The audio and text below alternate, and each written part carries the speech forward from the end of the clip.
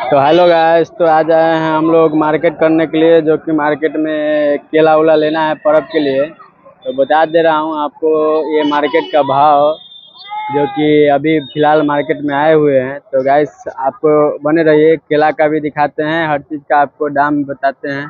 तो गाइस यहाँ पे आ गए हम लोग। देखिए यहाँ पे केला का पूरा बाजार लगा है, जो कि ये सब जो केला का घर दिख रहा है, तो ये सब रेट है 600, 700, 800 तक रेंज है ये केले का। खास कुछ नहीं है, मगर अभी यहाँ का रेट थोड़ा हाई है। तो गैस बता दे रहा हूँ, और भी दूसरे जगह का भी आपको केला दिखाऊंगा, तो बने रहिए गैस। भीड़ तो काफ़ी ज़्यादा है।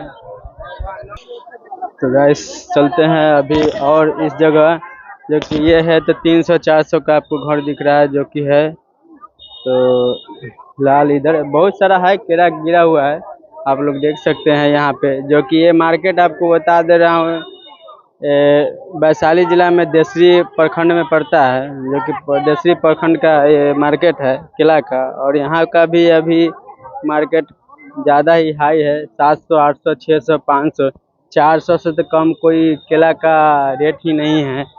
तो गैस आप लोग देख सकते हैं यहाँ पे मार्केट में काफ़ी लोग आए हुए हैं केले लेने के लिए, जो कि सभी पूजा ऐसा है कि बिना केला का हो नहीं सकता है।